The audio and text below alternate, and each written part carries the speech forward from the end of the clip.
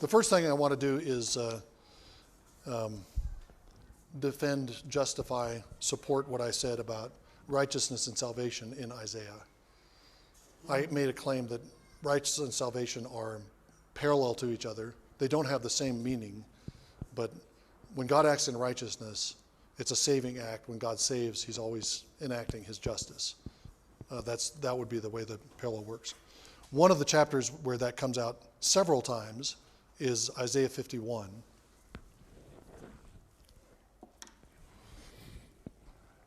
I'll begin in verse 4.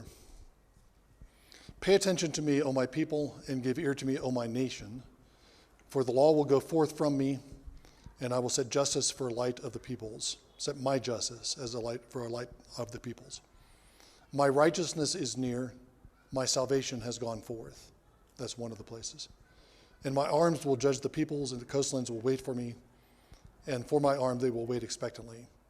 Lift up your eyes to the sky and look to the earth beneath, for the sky will vanish like smoke, and the earth will wear like a garment, and its inhabitants will die in like manner. But my salvation shall be forever, and my righteousness shall not wane.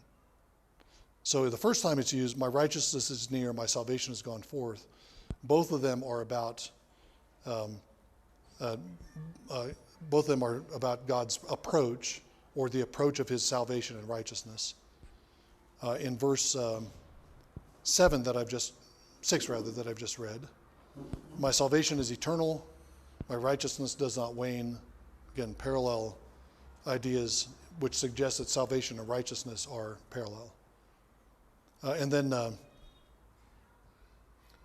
read verses 7 and 8. Listen to me, all you who know righteousness, a people in whose heart is my law. Do not fear the reproach of man, neither be dismayed at their revilings. For the moth will eat them like a garment, the grub will eat them like wool. But my righteousness shall be forever, and my salvation to all generations. Okay.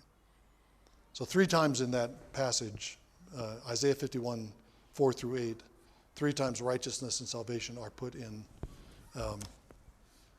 are juxtaposed with each other. And you've studied, I'm sure, how parallelism works in Hebrew poetry. Primarily in the Psalms, but also in poetic passages of the prophets. You have restatements in different terms from one line to the next. And that's what's happening, I think, in these passages. Let me say this too, that I'm flipping back and forth between translating that as righteousness and translating it as justice. In English, those 2 words have different roots. Justice comes from the Latin. Righteousness comes from some Germanic root. I'm not sure exactly how. But righteousness is not a Latin word. And they have different connotations, because justice, when we say justice, we think of, I think that has a more public connotation. We talk about justice as what civil rulers enact. We want just laws. We want justice in our society. When we talk about righteousness, we're talking more about personal behavior. So these 2 different words have different origins, and they've kind of developed with 2 different zones of usage, overlapping, but you still have kind of 2 zones of usage. But in both Hebrew and Greek, and in Latin, that distinction doesn't exist. It's an accident of the English language, that we have this 2 different sets of words for these 2 different realms of life, or different zones of life. In Latin doesn't matter so much because it's not a biblical language, but in Hebrew and in Greek, you have the same roots that are translated in different ways. In Greek, it's the dikaiao root, dike,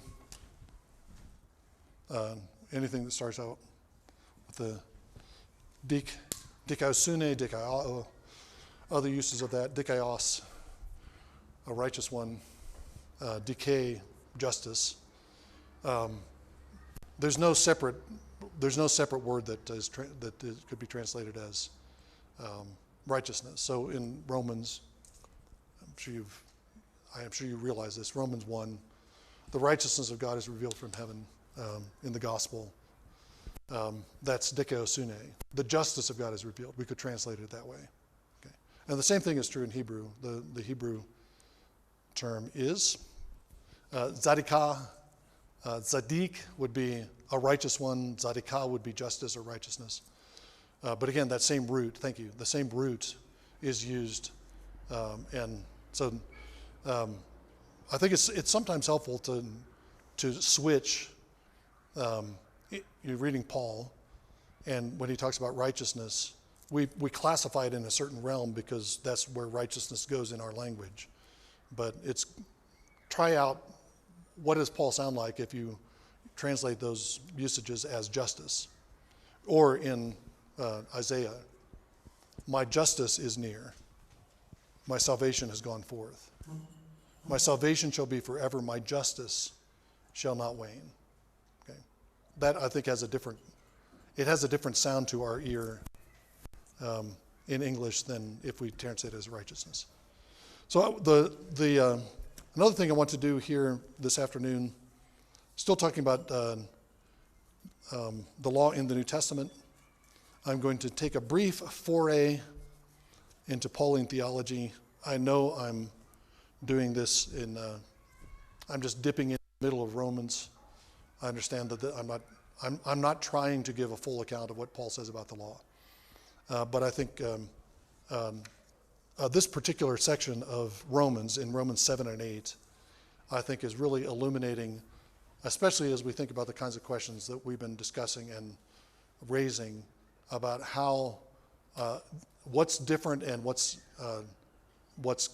continuous and what's discontinuous in the Old Testament, from the Old Testament Torah to the present. Romans 7, I'm going to be looking at verses 7 through 25. Romans 7 has a lot of questions attached to it that I'm not going to try to address. You've had a Romans course, right? Or Paul course. So you've studied Romans. I'm not going to try to replicate a study of Romans. So there are a lot of different questions that are raised here. Who is the I? That's a question that everybody discusses. Is Paul talking about his own experience? Is he somehow representative of Israel? Is it a kind of literary device?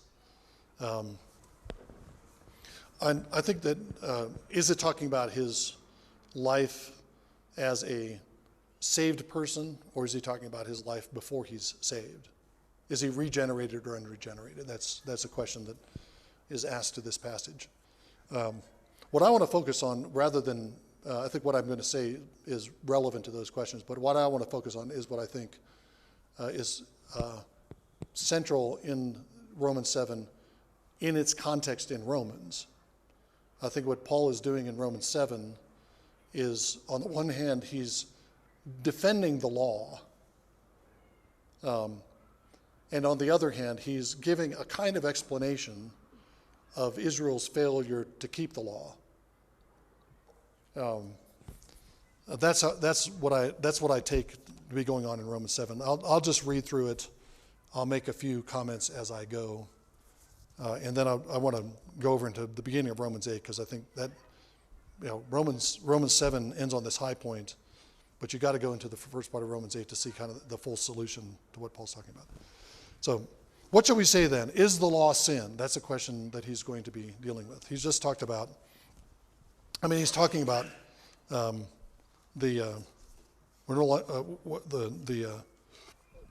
failure to keep the law. We're not justified by the works of the law, all that stuff. Is the law then sin? Meganoito. It's a Greek phrase that all of you should use regularly. Meganoito. No way. May it never be. On the contrary, I would not have come to know sin except through the law. For I would not have known about coveting if the law had not said, you shall not covet. But sin, taking opportunity through the commandment, produced in me coveting of every kind. For apart from the law, sin is dead. I was alive apart from the law, but when the commandment came, sin became alive and I died. And this commandment, which was to result in life, proved to result in death for me. For sin, taking opportunity for the commandment, deceived me, and through it killed me. So then, the law is holy, the commandment is holy and righteous and good. Okay. I've kind of emphasized the phrases that Paul is using here that show the goodness and the power of the law. The law comes in intended to result in life, verse 10 says. Verse 12, most completely, the law is holy. The commandment is holy and righteous and good. But when it comes to me, whoever me is, Paul as an individual, I think if we say that, we have to say Paul as a Jew. And I think it's right to say that Paul is describing the experience of Israel. His own personal experience reflects on a small scale what Israel experienced with the law. This good law comes in, and sin is the culprit here, not the law. The law is holy and righteous and good. It's sin that takes opportunity and uses the commandment to kill, uses the command that was intended to be life to do the opposite. So there the fault is completely on sin. The blame is placed completely on sin and not on the law. So what would have to happen, we're going to read more, but what will have to happen if the law is going to have its intended effect of being a means of life and a way of life? Well, somehow you'll have to be delivered from sin. You have to be freed from the power of sin so that sin can't take opportunity using the commandment to kill you. Right? So if sin is the problem, then sin is what has to be taken care of. It's not the law that's the problem. Okay, so Paul goes on. Therefore, did that which is good become a cause of death for me? Once again, meganoito, it's not the law that becomes a cause of death. Rather, it's sin. In order that I be shown to be sin by effecting my death through that which is good, that through the commandment sin might become utterly sinful. And there's things that I think, to me, are mysterious in that verse. But there seems to be, and Paul does this elsewhere, sin takes on a kind of personified, has a kind of personification. Sin is an active force. We think of sin as maybe an evil action.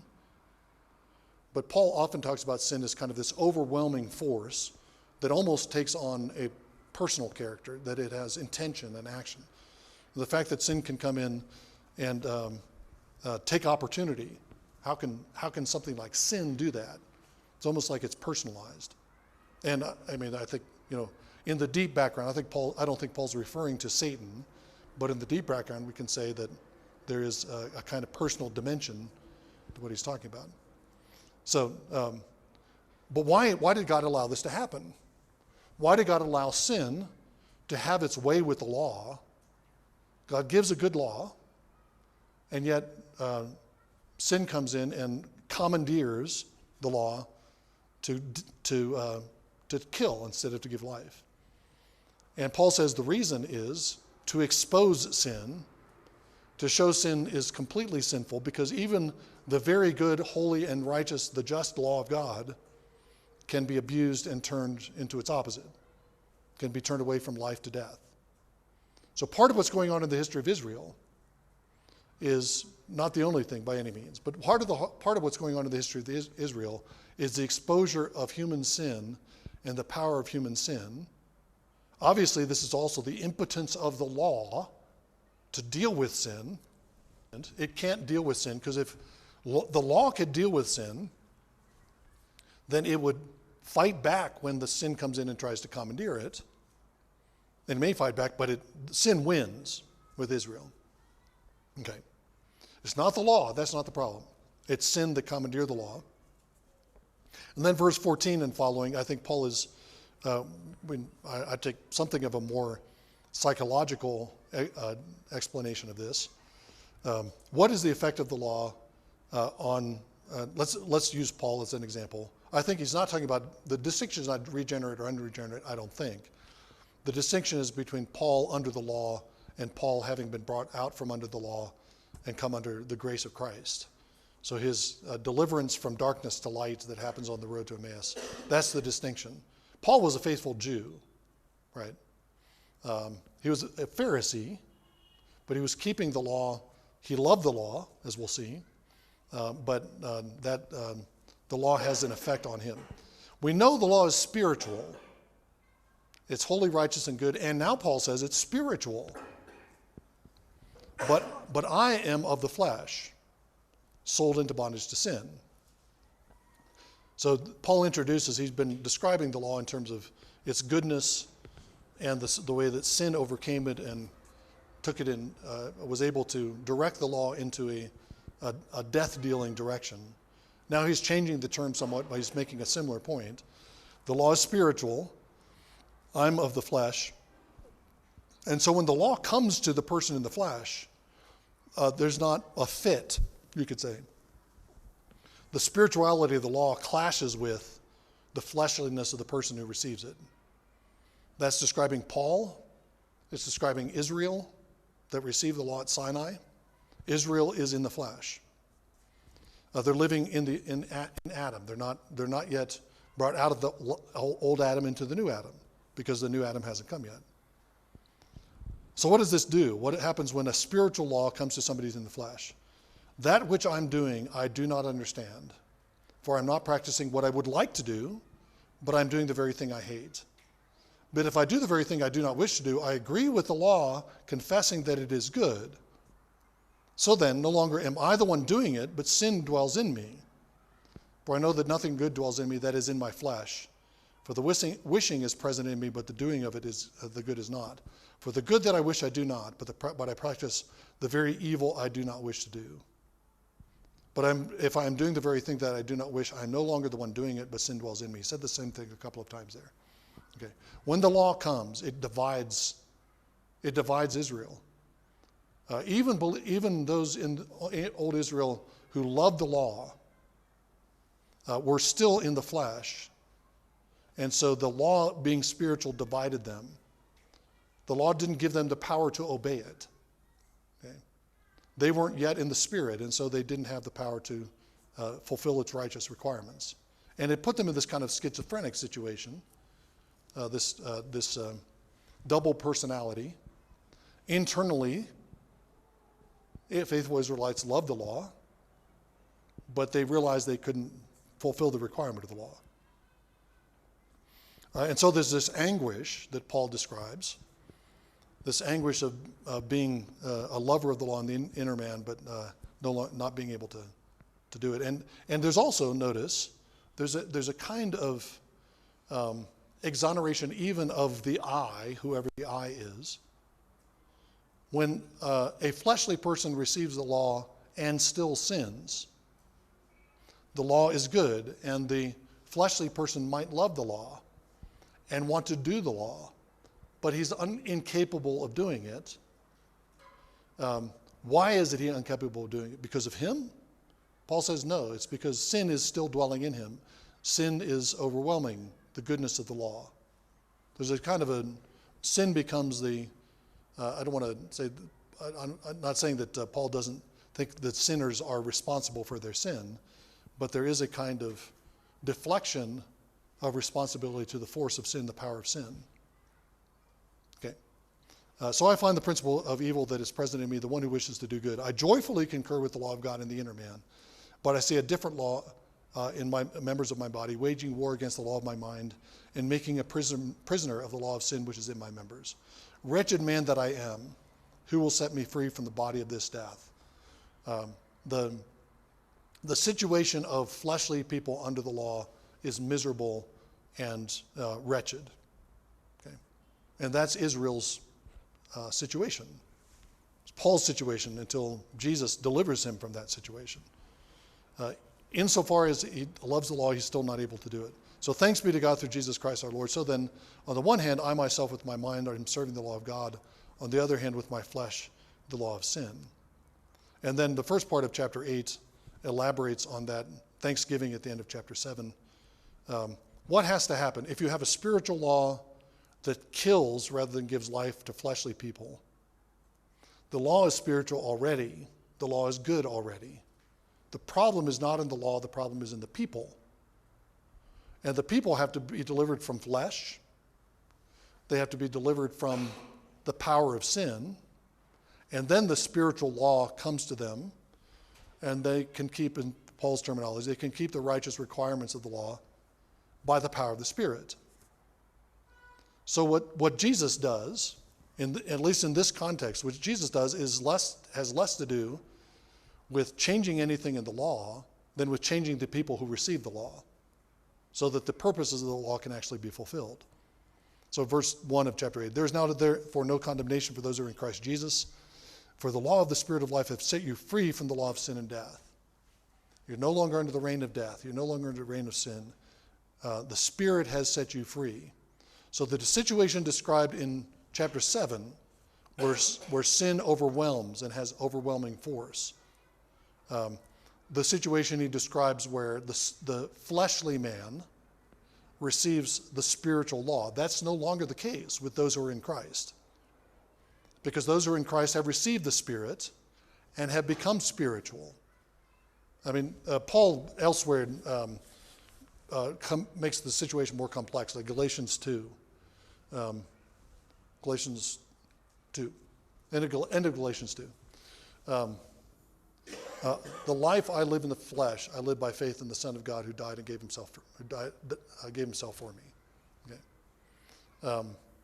He lives a life in the flesh, but he lives a life by the faith of Jesus Christ. You could translate it into terms of Romans 8. Paul's going to continue to live a life in the flesh until he dies and rises again at the last day. Okay. He's still fleshly in a sense, but the life he lives in the flesh is no longer life by the flesh or under the control of the flesh, but life under the control of the Spirit and life in the Spirit. Okay.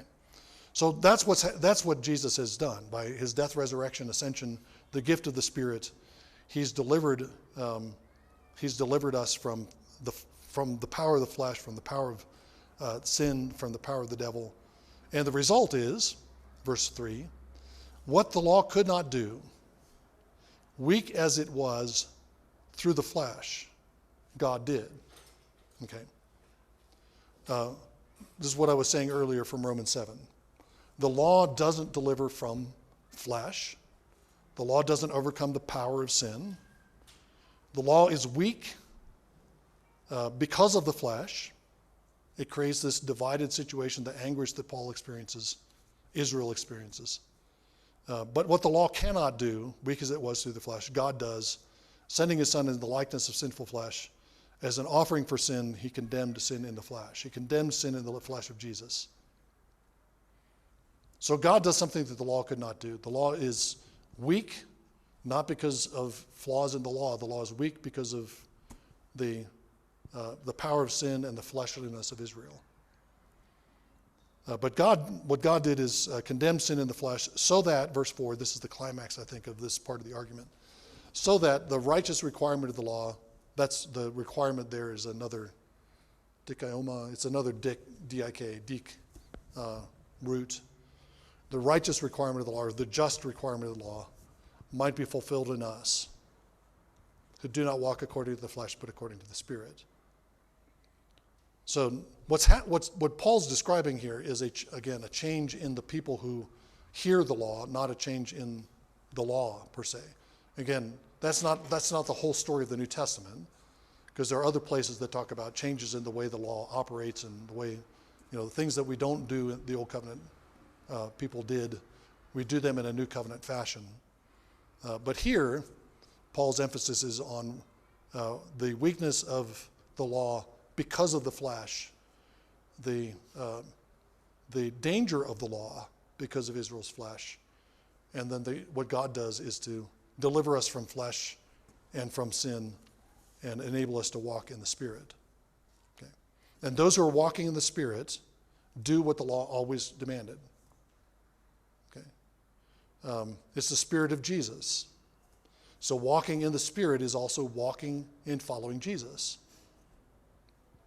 The Spirit of Jesus enables us to fulfill the commandments of Jesus that he wants us to fulfill, so that our righteousness exceeds the righteousness of the scribes and Pharisees. Okay. All right, that's my brief foray into Paul and the law. And there's a dozen books at least with that title, Paul and the Law. There are hundreds of books and articles that deal with this question, so I understand that I'm just barely scratching the surface of it all. But questions about that? I wanted to at least, I think I guess I'll just end with this, and then I'll see if there are any questions or comments. The way I've explained this, I'm trying to show how it fits with what I was saying about Jesus' teaching in the Sermon on the Mount. Jesus gives his disciples commandments that are applications of Torah, but applications of Torah that have this kind of ironic twist. Jesus is the one who keeps the Torah in that fashion, and following Jesus means imitating his Torah keeping. And Paul is saying, I would suggest, saying much the same thing, but he uses terminology of the Spirit. Following Jesus and keep his commandments, if we do that, then we're doing what the law always demanded. We're keeping the justice of the law. Another way to say the same thing is that if we walk by the Spirit and keep in step with the Spirit, then we are fulfilling what the law always required. And that we can't do that outside of the Spirit, outside of Christ. We haven't yet gotten to any of the specifics of the 10 words, and we're still not going to yet. We may do in the last hour this afternoon. But I want to deal with another set of kind of introductory issues. This isn't so much about a biblical theology as kind of ethical theory and how to think about questions of kind of general questions of ethics. Ethics is a branch of philosophy that has to do with practical reason. It has to do with how we behave and how we make decisions about what's good and what's evil in a moral sense. I'm talking about theological ethics, so not ethics just philosophical, but ethics with the Bible as a factor in how we think about these decisions. And I think that John Frame has really helpfully laid out a way of thinking about ethical questions. Again, he explains this at great length in Doctrine of the Christian Life. So I refer you to that fairly massive book for further discussion. What I start talking about is from summarized from his Doctrine of the Knowledge of God. And in that book, which is the first volume of what he called a theology of lordship. That's what he's written, the Doctrine of the Knowledge of God, Doctrine of God, Doctrine of the Christian Life, maybe one other volume, all under the general title of a theology of lordship. And he lays out his basic theology of lordship in the first volume, which is Doctrine of the Knowledge of God.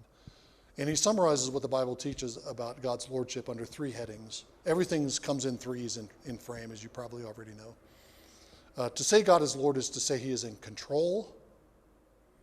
To say God is Lord is to say he has authority. And to say God is Lord is to say he is present. Control, authority, and presence are what Frame calls the lordship attributes of the biblical God. Control means that God is sovereign over all the details of his creation. Yeah. So far as I know, I haven't encountered that particular way of summarizing it elsewhere. I mean, he's drawing on a lot of different things.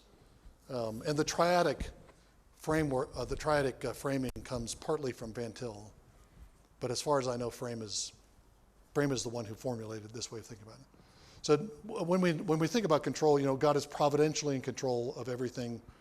Everything works together for good to those who love God and are called according to his purpose. That's a Calvinist affirmation, Reformed affirmation about God's governance of the world.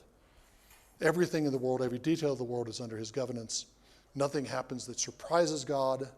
Nothing happens that's outside of his control, no matter how much people might think they're outside his control, they're not. Okay. That's control. And to say God is Lord is to say he's in control. Authority is a different category. They're related. For a Frame, everything is related to everything else. But He wants to distinguish those two things. Authority doesn't have to do with God's providential rule over the world, but has to do with his, put it this way, his right to be obeyed. If you're somebody with authority, then you have the right to command. You have the right to set norms for people. You have the right to tell people what to do. I might have authority over my children when they're growing up. That's authority. I can tell them, don't do this. I don't have control. I have some control, but I don't have absolute control the way God does. So that's one way of seeing the distinction between the two. God has total control. God has absolute authority. And the third point I think is really crucial. God doesn't do any of this from a distance. God doesn't control the world just sitting up in heaven, looking at all the microbes that are us, and everything on earth that looks like a microbe from the distance of heaven. He's not flipping switches. He's not a distant ruler from heaven, nor does he exercise his authority from a distance. He comes speaking right from the beginning, right from the very, very beginning. He speaks before there's anybody really to hear. And then as soon as there is somebody who can talk back to him, he's speaking to Adam. He's speaking to Adam and Eve. He's speaking to Noah. He's speaking to Cain. You go on and on. So he doesn't exercise his authority from heaven, from some distant place. He comes near to deliver his word and to ensure that it's available to us. Okay? So God is Lord as the present Lord. And that means that in every circumstance, so his control is a control that involves personal presence. His authority is authority that involves personal presence. We're not just under his control, but we're under his control as a Lord who is near to us. Okay? In every providential circumstance, we're not just confronting the providential circumstance, we're confronting the personal God. You get stuck in traffic, and it's frustrating to get stuck in traffic. Maybe you become accustomed to being stuck in traffic. I'm not, and I start to fume when I get stuck in traffic. Okay? That's a circumstance that God is in control of, but He's not just decided that that's going to happen and orchestrated things so that it happens. I'm dealing with God in that moment. Okay? And every time the Word of God comes to you, you're not just dealing with information from the Bible. God is present in His Word, and you're dealing with God all the time. Okay. So I kind of anticipated something I'm going to say a little bit later, but these three attributes of God are not separable from each other. They're all imply one another, and they're all part of the same understanding of lordship. So out of these three lordship attributes, control, authority, presence, in terms of ethics, Frame develops three perspectives. The situational perspective, the normative perspective, and the existential or personal perspective. Okay. And since I have a whiteboard, I'm going to put it to use. The correlations that he's drawing, he correlates the three lordship attributes with the three perspectives that he's going to develop in talking about. In the doctrine of knowledge of God, he's using the three perspectives to talk about epistemology, how we know things, and how we know God. In Doctrine of the Christian Life, he's using the three perspectives to talk about ethics, how we're to live. So, God is in control as Lord, and because he's in control, he governs, arranges, orchestrates, plans every situation of every one of his creatures. So control is linked with the situational perspective. Authority, God's right to be obeyed, gives us the normative perspective.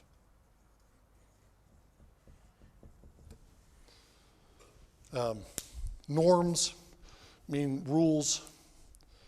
You can have norms of behavior. You can have norms of thought. Logic is a kind of normative set of rules about how you're to think. You have norms for hermeneutics, rules that you use, that you follow in studying texts. Okay, so normative has a broad connotation, but ultimately all norms are rooted in the authority of God. The norms that govern us go back to God's own authority as Lord. And then the presence of God as Lord, gives us I'll call it the personal perspective.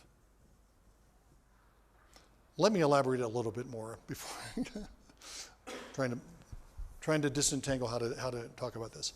Okay, so the control leads to the fact that every situation is from God. He's the Lord of every situation. His authority means that we are always, in every circumstance, under the Word of God, accountable to trust Him, accountable to respond rightly to the Word, whatever word He speaks. God's presence with us means that we're always confronted with the personal God and never with simply the facts of the case. Another way to say this is that the situation has to do with facts. Normative has to do with rules, and the personal obviously has to do with persons. One of the things that Frame develops from this is these are all perspectives, which means that they all are ways of looking at things that are kind of limited ways of looking at things.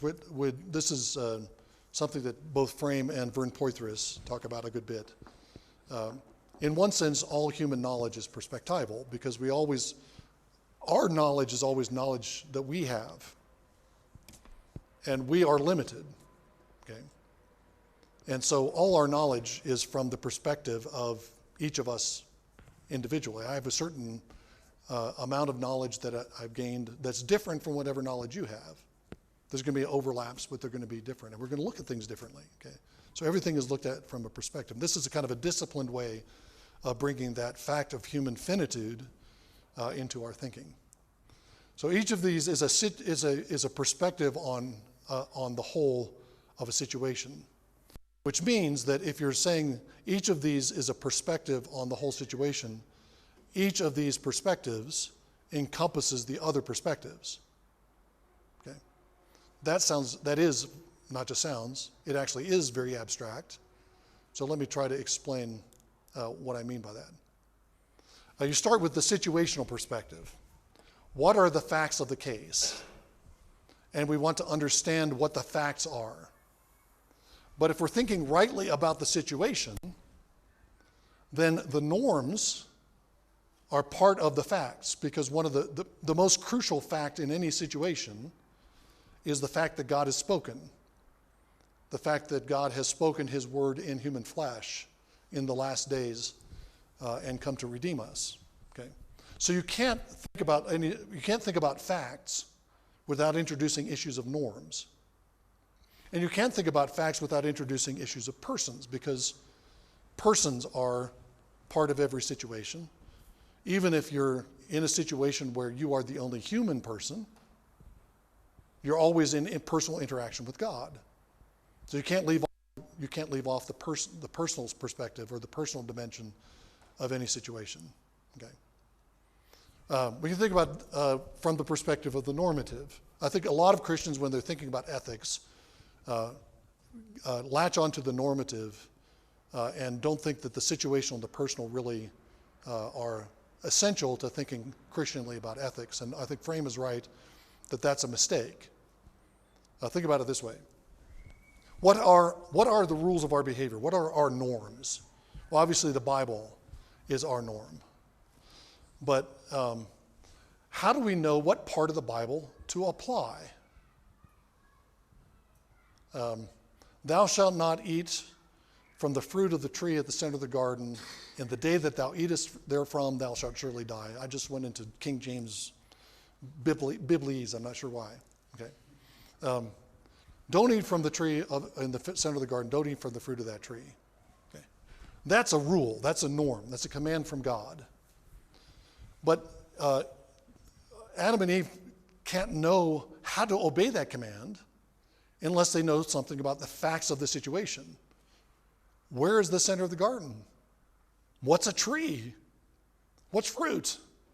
What's eating? God doesn't define any of those terms. So in order to apply the norm, you have to take account of the situation. You can't say, I'm just going to read the Bible and make all my decisions based on what the Bible tells me, because you have to know what's outside the Bible in order to know what to apply the Bible to. Okay? And that's built into the Bible itself. There's you can take examples from the Torah that we've been talking about. I'll take one kind of odd example, which I don't think I understand. James Jordan, in his Law of the Covenant, Book of the Covenant, Law of the Covenant, has an explanation. May be right. If a man steals an ox or a sheep and slaughters or sells it, he shall pay 5 oxen for the ox and 4 sheep for the sheep. Usually the rule is double restitution. If I steal from you and I'm caught, I have to give you back 2 of what I took. Okay, that's an eye for an eye punishment. I took from you, I took a sheep from you. I not only have to give it back, but the eye for eye is that I have to be deprived of the same thing I tried to deprive you of. I have to give you one of my sheep. But here, there's different rules for oxen or sheep, and there's a different rule for the restitution. 5 oxen for an ox, 4 sheep for a sheep. It's weird. Why is that? Again, Jordan has an explanation that may or may not be right. It goes into some symbolic discussion of the symbolism of sheep and oxen in the Torah. But just put that question of what this means aside. So I want to apply the norm of restitution as the punishment for theft. If you steal something, you don't go to prison in the Old Testament for stealing. You have to pay back what you stole, and then you have to have something taken from you. It's a really good system. It's much better than sending people to prison. But you don't know what norm to apply, what rules of restitution to apply, unless you know the facts of the case. You say, I want to apply the principle of restitution. But you immediately have to ask, what was stolen? Was it an ox or a sheep or something else? So you're moving, if you understand the norm properly, you have to include the situation. If you understand the norm properly, you have to also include the personal dimension. And there's various ways that that's true, but let me just suggest this. The normative perspective includes the personal perspective. Let's think about you have rules. Think about the 10th word, the 10th commandment, the 10th of the 10 words. Okay, thou shalt not covet. That's a norm. It's a rule. It's a commandment from God. Thou shalt not covet. But what is it governing? It's governing your desires. Covet, the verb for covet, as we'll see, just means desire. The problem of it's coveting because it's desiring the wrong things, but it's the same word in the Hebrew, whether it's a good desire or a bad desire. Just the object of desire that makes it good or bad. Okay. So the norm applies to the personal, even the most intimate of our persons, our most intimate desires, things that we may not express ever, God still commands. So the norm includes the personal. And the norm includes the personal also in the sense that whatever let me give another biblical example. The problem of the flying axe head, apparently ancient Israelites had not developed the technology to firmly attach axe heads to handles. The paradigm case of manslaughter, unintentional killing, is always a flying axe head. So a guy's out chopping, he swings his axe, and the axe head comes off of the handle and goes flying and kills somebody. Okay. What is that? It's a killing of a human being. So something's got to be done.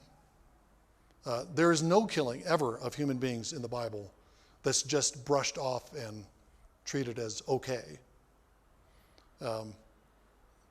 It's a killing of a human being. It has to be dealt with in some way. But how do you know what to do with the person who was swinging the axe? We have to know the facts, the situation. Did he deliberately loosen the axe head? And did he aim his swing to his enemy who was chopping wood beside him? That would be a situational question, a factual question. But you also have to ask about his motivations. And Numbers 35, which lays out the rules for manslaughter and murder and what happens to the manslayer who didn't commit murder. One of the differences between manslaughter, and murder is intention. What did he want to do?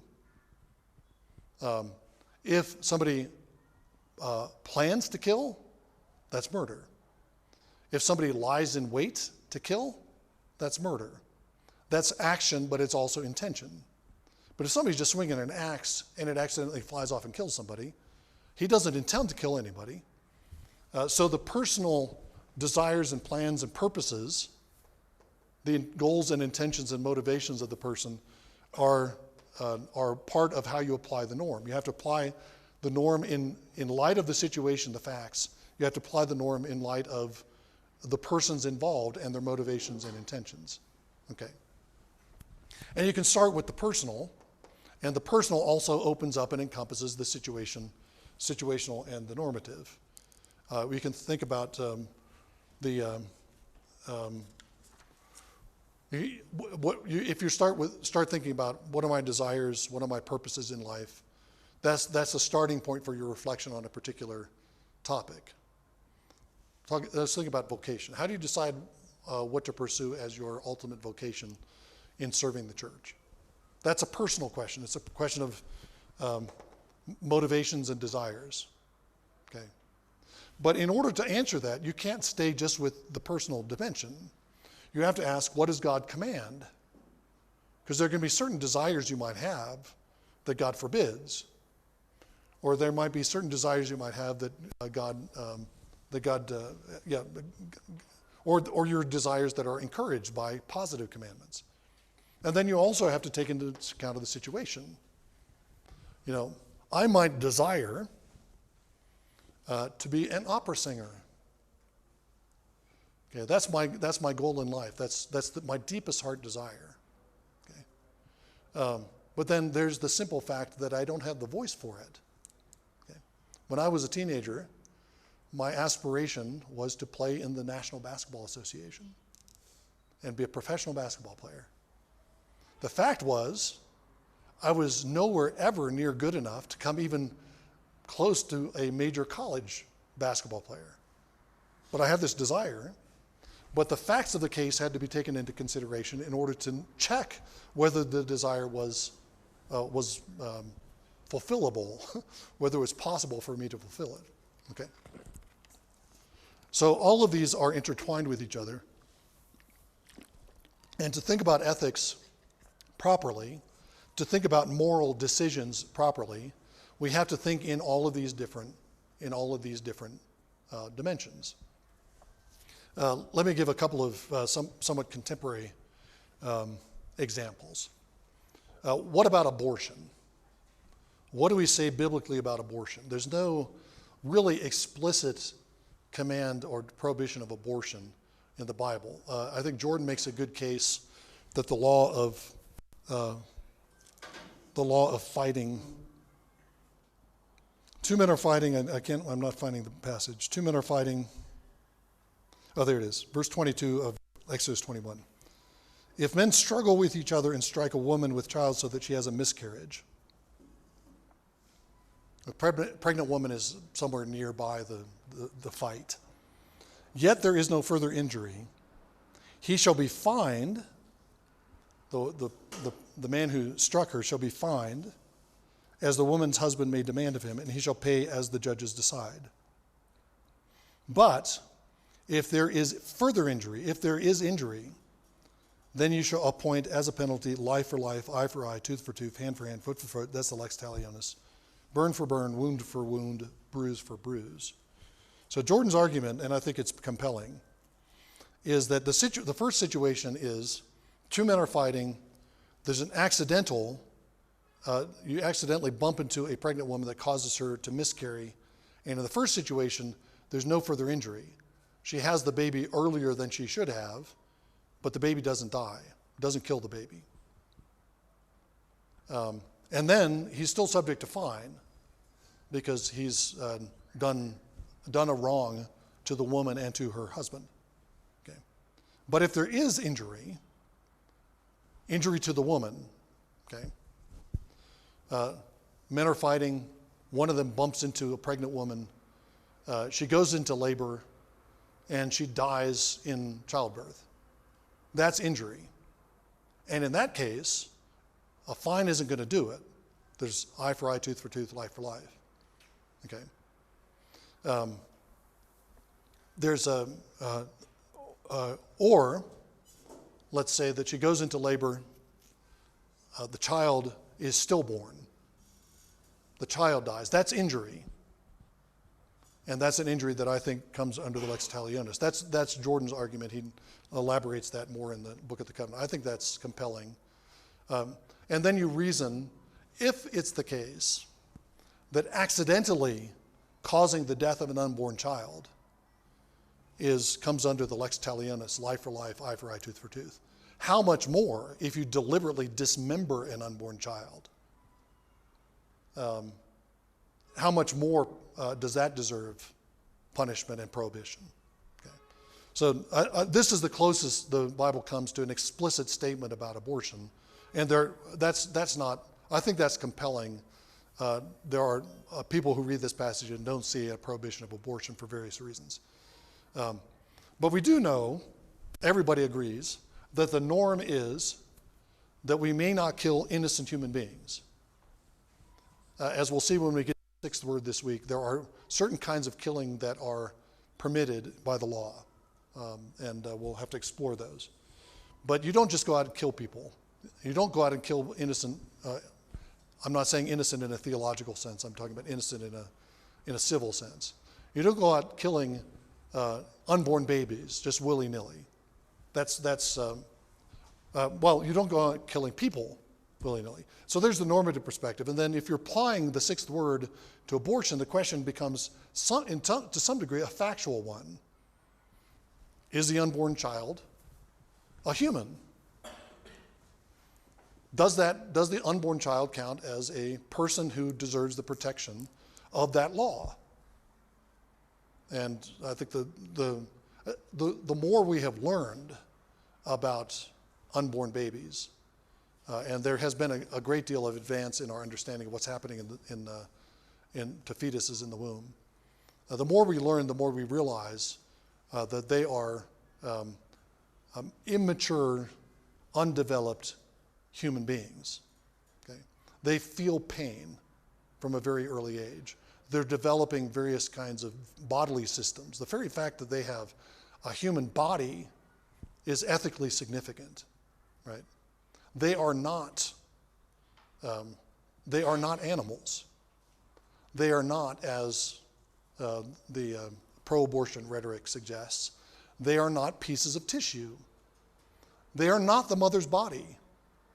They're not genetically the same as their mother. They're a genetic combination of mother and father. So when we look at the facts of the case, we say, well, this is an independent human being. Yes, undeveloped. Yes, not capable of any kind of independent human life. I mean, one response to that argument, this is a special case. The fetus is a special case because the fetus is so utterly dependent on another human being for life. And I would say, me too. I'm utterly dependent on other people for the continuation of my life. If I were required to provide my own food, I might be able to learn. I probably starved to death before I learned how to do it. To cultivate enough food to keep me alive. I'm utterly dependent on people who produce food. Okay. Where would I find water? There are places to find water, but if there weren't thousands of other people around working on the water system in the city, making sure that the water comes out of my tap, I'd be lost. So all of us are dependent. It's a fiction to think the fetus is dependent, an adult human being is independent. You know, nobody helps me. I don't need anybody else, but the fetus does. No, that's not the way that works. Benedict the First, Benedict the 16th, not the first, the Pope that just died, the Pope Emeritus that just died a few weeks ago, talks about, and he's talking about abortion, and he talks about all human life being with, being for, dependent on, every human life is part of a network of other human lives. That's just the way human life is. The fetus is not a special case in that regard. Okay. So we look at the facts of the case and we say, well, this looks like a separate human being. Vulnerable, weak, incapable of speech, incapable of independent movement, can't live outside the womb before a certain stage of pregnancy. All those things are true, but still a human being. And we can add to that, an absolutely vulnerable human being. A human being who is not capable of defending him or herself at all. And we think about how the norm of thou shalt not kill applies to that creature, and the norm of thou shalt not kill applies to a human being who is utterly at the mercy of the person who's making the decision to have abortion.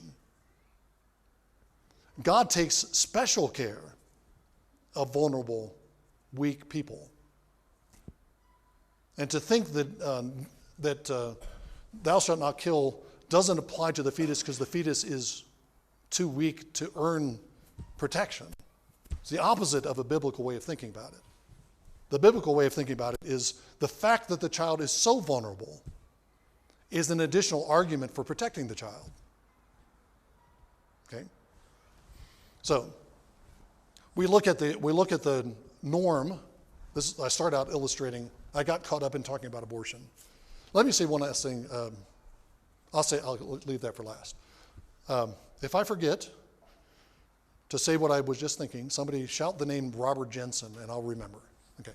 So we have the norm, but to apply the norm in the case of abortion, we have to know something about the facts of the case. The facts I submit, support the idea that the norm thou shalt not kill applies here. And then, of course, you have to bring in the personal dimension, the woman involved, the circumstances, her desires, her motivations, the pressures that are on her. Those personal circumstances don't at all cancel out the norm. But those personal circumstances have to be brought into the question of how we respond ethically to abortion. So, for example, in the United States, you may have heard that in the United States, last year, the Supreme Court decision that legalized abortion was overturned by the U.S. Supreme Court. In 1973, in a decision called Roe versus Wade, those are the two parties in the court decision, the Supreme Court of the United States legalized abortion and struck down all anti-abortion laws in all the states. Some states had certain kind of restrictions, but no state could completely outlaw abortion from 1973 to last year, almost 50 years. And the Supreme Court struck down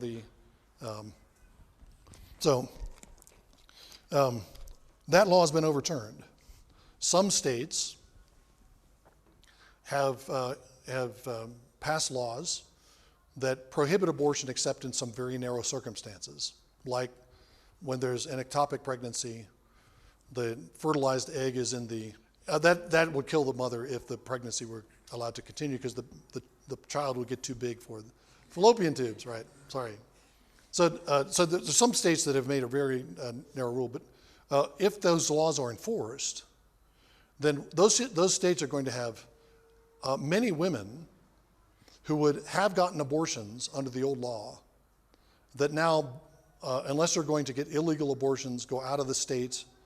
Some women are going to have children that would not have had children otherwise. And that means that there's a dimension that has to attend to their needs. If we're going to think broadly about the abortion issue, we can't just say, stop killing the unborn babies. We have to say that, I think, absolutely.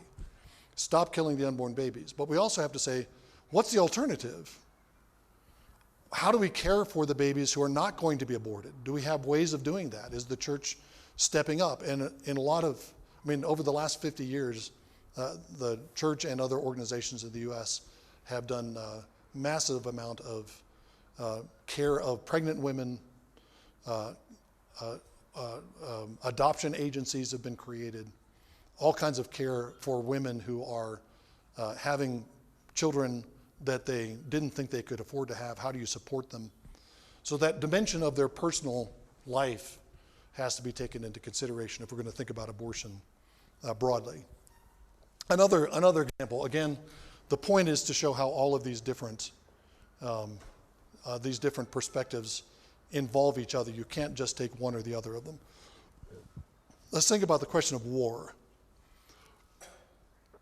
The majority Christian tradition, and I think this is the biblical position, the majority Christian tradition has said that there are circumstances in which war is a just action. There is such a thing as a just war. There's a minority tradition that goes back into the Middle Ages. In some respects, goes back to some of the early fathers of the church, but has always been, especially in the Western church, has been kind of a minority position, and then was revived by Anabaptist groups in the Reformation era, which is the pacifist tradition that says that there is no legitimate role that Christians have either in declaring war as civil rulers or in prosecuting war as soldiers. Christians should just avoid war altogether. Okay. Just a word about the just war tradition. The just war thinking was formulated vaguely by Augustine. It was specified more fully and more precisely in the Middle Ages by people like Thomas Aquinas and others. The aim of the just war tradition is to set fairly strict boundaries around war, not to give a checklist that gives easy permission to go to war. In order to rightly go to war, according to the just war tradition, you need to have a just cause to go to war. A just cause is you are being attacked by an enemy, and the only way to preserve your people is to fight back. Okay. You have to have a situation in which there are no reasonable alternatives. There's no negotiated settlement. Okay. Once you introduce that condition, then that severely restricts the number of times that war is considered just, because even if you have an invader, there might be situations, might be possibility of negotiation. Okay.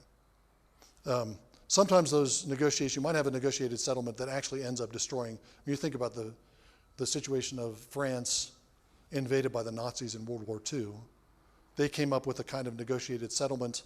There's a Nazi presence, but France is under Nazi occupation, but has certain zones and aspects of independence from the Nazis.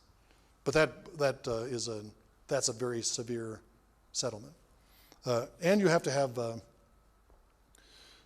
reasonable chance of victory. Okay? You can't go to war unless you have a reasonable chance that you can win the war, because it is immoral, according to the just war tradition, to go to war and to sacrifice the lives of soldiers for a hopeless cause. And there are other standards. And then you also have to, there's the just cause, and then there's also the just prosecution of the war, or justice in the act of war. Things like you can't kill civilians. The Deuteronomy 20, we might look at this at some point this week, but Deuteronomy 20 talks about, forbids Israel to make war on fruit trees. If there are fruit trees growing that are being productive in the land, and you go into the land, you can't make war against the fruit trees. The fruit trees didn't do anything to you.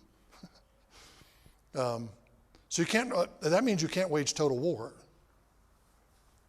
You can't completely obliterate the means of life for the people that you're at war with. Okay? There are restrictions on the way you make war in the just war tradition. So that's kind of an aside. But let's say you're a civil ruler that has authority, or let's say more likely, you're a pastor, and you have somebody who is part of a parliament, Ethiopian parliament in your church,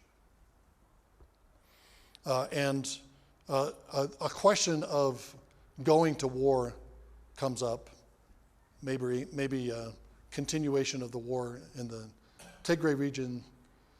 Whatever, invasion from somewhere else, and you have to make a decision about that. In this framework, you notice, pun?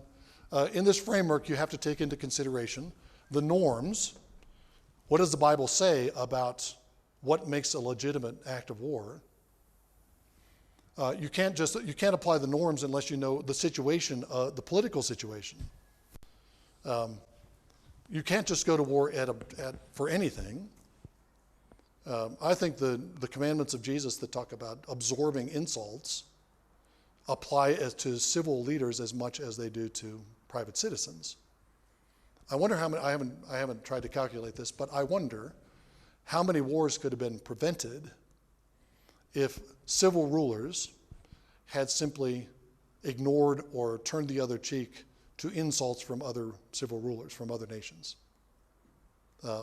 Many wars are started, at least historically, somewhat less so in the last couple of centuries, but historically, many wars are started out of a sense of honor. Our honor has been affronted, and we're going to go to war. We sent a delegation to Nachash, and he shaved off half of the beards of the delegation, and he cut the official robes of the delegation that we sent over to Nachash, so their buttocks are exposed when they come home. They're shamed. That's I'm talking about this incident in 2 Samuel. This is David sends a delegation to Nachash, king of the Ammonites, and Nachash doesn't kill anybody, but he insults David by insulting his messengers. And David doesn't do anything. It's much to the surprise of the Ammonites. David does not retaliate. Okay. David is he's kind of obeying the commandments of the greater David. So why did I get into that? So norms, situation. What is it that's causing tensions between two nations? Are the facts actually justify going to war?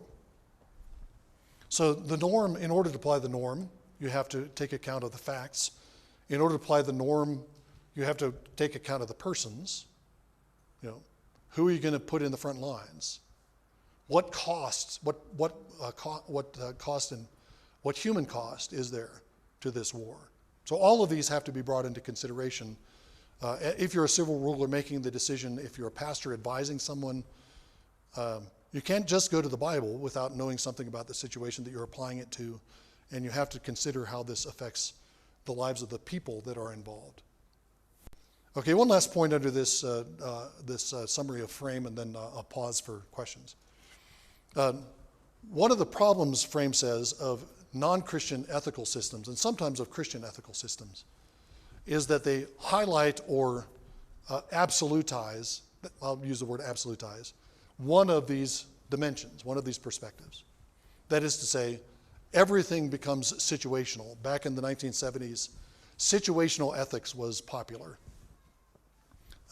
Joseph Fletcher, is that his name? Wrote a book called Situational Ethics. And in situational ethics, there are no absolute norms. I don't think they can actually operate with absolute norms. They smuggle them in, but they pretend like there are no absolute norms. What you do depends on the situation, completely depends on the situation. So, should I sleep with this woman? Okay. That doesn't depend on whether you're married to her or not, which in a biblical framework, the norm of the Bible would say, got to be married. So if you're not married, easy answer to that question, you don't sleep with her, right? But in situational ethic, you think, well, do I have feelings of affection for her? What's the likely future of this relationship? You think about facts in the situation, you try to make a judgment based on that. And you might say, well, I probably shouldn't, because she's kind of unstable, and I don't want to put myself in that situation. Or, you might make a genuine affection or love part of them. So, in a situational ethic, you're absolutizing this perspective and ignoring the others.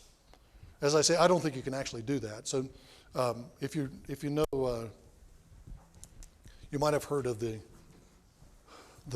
idea of utilitarianism or utilitarian ethics. The way that utilitarian ethics is usually summarized is you do whatever brings the greatest good to the greatest number. Okay, I think that's from John Stuart Mill. You do whatever brings the greatest good to the greatest number. And that's the guide for your ethics. That's a kind of situational ethics. You're just looking at the facts around you. There's still a kind of absolute there, though, right? Why should you do the greatest good for the greater number? Why not just seek your own self-interest? Why should more people being happy be more of a goal than me being happy? If there aren't any norms, So situational ethics do smuggle in norms anyway, and that's just an inconsistency. But the emphasis or the attempt is to formulate a way of thinking about ethics that's purely situational. Sometimes you have ethical systems that absolutize the normative perspective. I think, again, Christians, sometimes think this way, although in practice we can't, because we can't, as I've been saying, we can't apply norms without knowing the situation we're applying them to, and we can't ignore the people that are involved. Probably in secular ethics, kind of secular ethics, not really secular ethics, Immanuel Kant would be a representation of this. Immanuel Kant was a German Enlightenment philosopher, and his system of ethics is called deontological.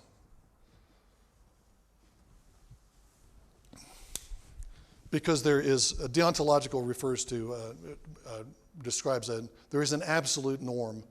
Every action of a human being comes under this absolute norm. And the absolute norm for Kant is a principle of universalization. We never do anything. This is an absolute principle a couple of absolute principles. One would be, you never do anything that you would not be willing for everyone to do.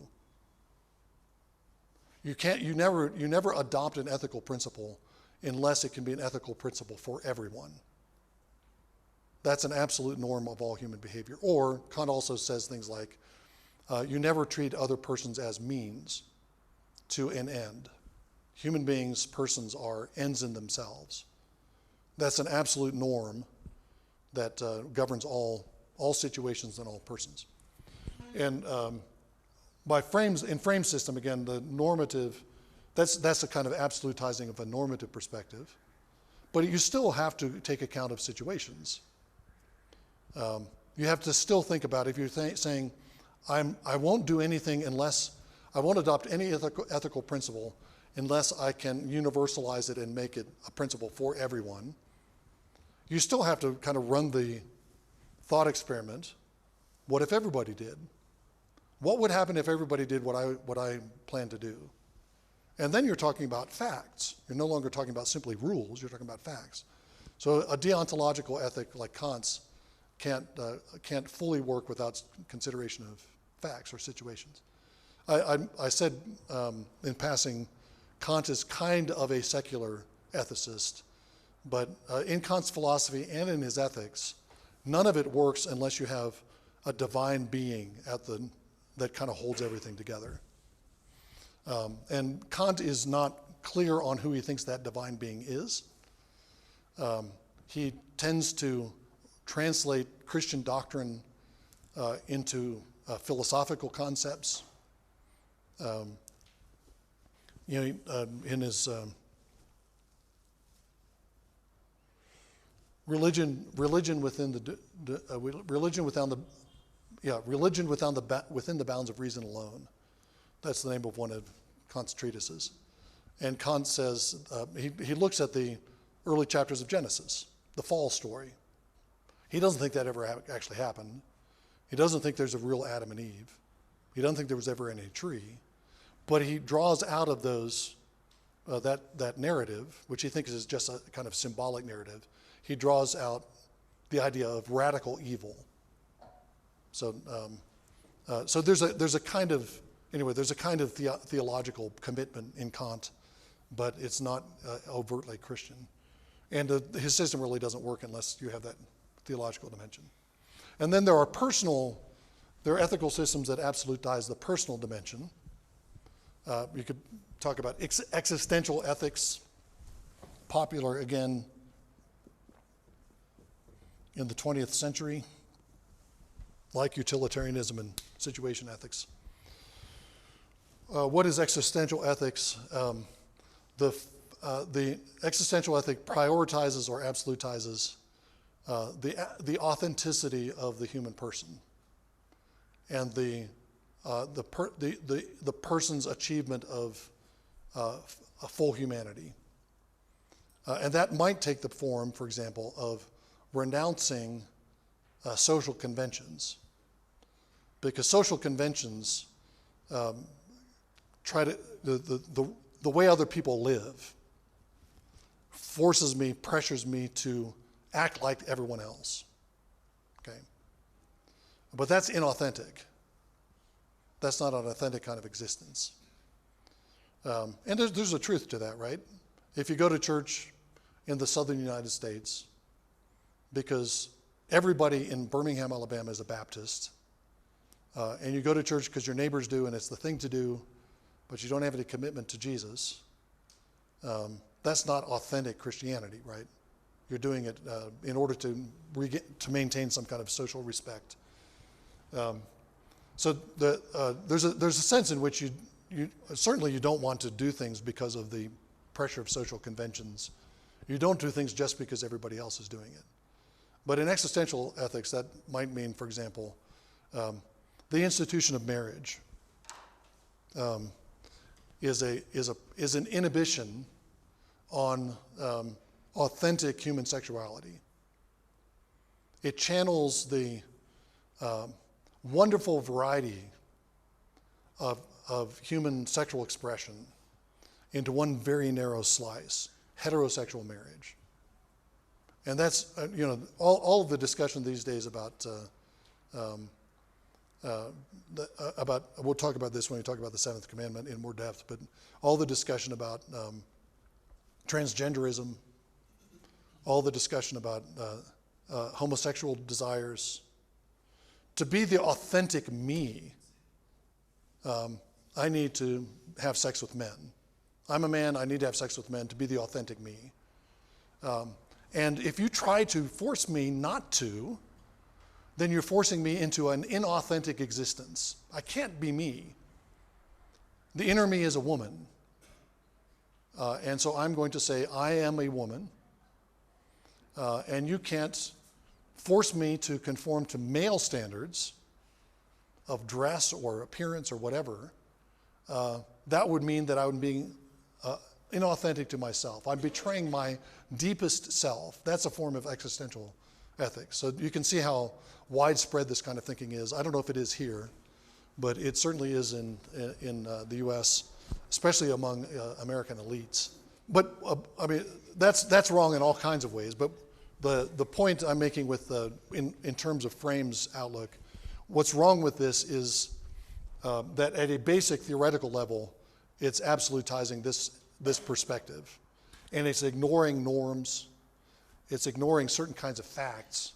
I mean, the fact that you have a male body, you have male genetics, you can't change that, right? You can't. No matter what you do, you cannot change that. You can do all kinds of surgery. I'm sorry, Sammy, am I bursting a bubble? I'm sorry. You can have surgeries that change the shape of your body. You can have hormone therapies. You're still male from head to toe. Okay. So there's the facts of the case are against this kind of drive for authenticity. I want to be the real me. Now, if we put that idea, be the real me, in this tri-perspectival framework, there's some truth to it. It's true. We're called to be the real, each one of us is called to be the real me. But how do we know who the real me is? Well, we look to the Word of God. We look to the situation in the light of the Word of God. We look at our desires and our orientations, our gifts in the light of the Word of God. That's how we become authentically ourselves. We want to be authentically ourselves. That's true. But just making authenticity the absolute rule of ethics, that's where this kind of perspective goes astray from the foundation. Okay. All right, I'm backing up and going to talk about abortion again, because that's where Robert Jensen was relevant. Thank you for remembering. Robert Jensen was a American Lutheran theologian. He died maybe a decade ago. I'm not sure exactly when he died. He's a recent theologian, but he has some very interesting and penetrating comments about abortion in his systematic theology. And the point that he makes is that one of the achievements of human civilization is to take the power to kill out of the hands of those who are most interested in doing the killing. Right? You think of blood feuds. I alluded to blood feuds briefly. Okay. Somebody killed my cousin. I have a personal interest in killing the person who killed my cousin, so I'm going to go do that. Okay. That's we would think of, I think properly, as an uncivilized way to deal with murder.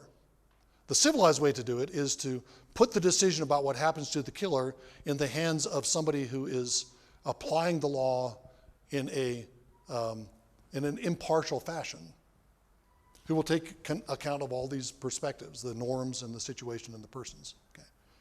So in that case, you're taking the power to kill out of the hands of the persons most involved in the situation and giving it to civil authorities who can judge more impartially.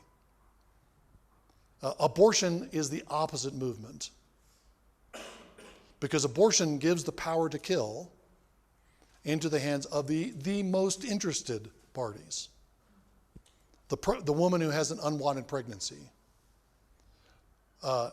Most often, the jerk boyfriend who got her pregnant and doesn't want her to carry the baby because he's not ready to be tied down. She made the mistake of being a fertile woman. How dare she be a fertile woman? It's her mistake. And I'm not going to pay for that mistake, the guy says, right? But that's putting the decision to kill the baby back into the hands of the people who have the most to gain from the killing. And I think Jensen properly says that is a move back to barbarism. You cannot have a civilized society if you have the most interested people given the power to kill. And he thinks that that's has ramifications all the way through modern societies that have legalized abortion. And you see this in the way that abortion is spread out from the beginning. Christians and others had warned, if you legalize abortion, then other kinds of killing is going to be legitimized. If you can kill a baby a month before it gets born, when it's viable outside the womb, if you can kill it then, why can't you kill it after it's outside the womb? What makes being inside the woman any different? And everybody said, that's ridiculous. Nobody would advocate infanticide, killing born babies, but it happens. It happens all the time in the United States because a defective abortion, a failed abortion, is a live birth. And so babies who are born, who are outside the womb, are killed. And there are efforts to, I don't know if they're successful efforts yet, but there are efforts to change the law to permit that. So if the woman doesn't want the baby, so if you try to kill it in the womb and it didn't work, you need to kill it once it comes out. At the other end of human life, you see the same developments going on. Or, you can think of other aspects of the abortion issue, but at the other end of life, my granddad, he's not going to live much longer. He's miserable. He says he wants to die. Why should the law prohibit me from taking him to this very compassionate, nice doctor who's going to end his suffering by giving him a lethal injection? Why should the law prohibit me from having my granddad killed? It's a mercy to him, isn't it? Or, maybe it's not me making the decision. Maybe he's making the decision. I want to get out of, I want to be relieved of my pain. My life is pointless. Can't somebody be allowed to kill me? Okay. Many European countries, I don't know what the situation of euthanasia is in Africa. Euthanasia is either physician-assisted suicide or suicide by some kind of prescription from a physician that he doesn't actually, he's not actually participating in the death of the person. I don't know what the situation is in Africa, but in many European countries permit euthanasia in certain circumstances. Canada just passed a law that it permits euthanasia for teenagers. Teenagers who say, I don't want to live. And what teenager has not said that? Right? At one time or another. I mean, maybe some of you didn't have that thought when you were a teenager. Nothing made sense. You hated your body. You hated yourself. Who has not had that thought? But the Canadian law now allows euthanasia to be carried out down to the early teens. It's a horrific thing. That's the kind of trajectory that Robert Jensen saw with the abortion issue. It's putting the right to kill into the hands of the wrong people, and people who have a vested interest in doing the killing. And you can't have a civilized society, much less a Christian society, if that's the case. So that if I were to put it back into the frame perspectives, that's part of, you could say that's part of the situation. When you're applying the norm, who has the right to end this life? Does any human being have the right to end this life? Sometimes the answer is yes, right? We'll see this when we look at the Sixth Amendment. Sometimes the answer is that certain people in certain positions of authority have the right to end the life in certain situations, end a human life. But does a mother who's carrying a baby have a right to end the life of her child? Does the father of the baby have a right to demand and pressure the mother into ending the life? And if you say yes, then as Jensen says, you're just you're reversing thousands of years of civilization. Okay, That took a bit longer than I had anticipated, but I hope it was useful. Does the basic framework make sense? Are you familiar enough with frame from other reading and study to kind of get how this applies to ethics? I think it's a really useful paradigm for, it's a kind of a check and balance. So if you're trying to make a decision, if you remember these three perspectives, then you kind of run through the right kinds of questions. And I think it's a very helpful thing, especially for kind of difficult ethical questions. You want to bring all of these different dimensions into play.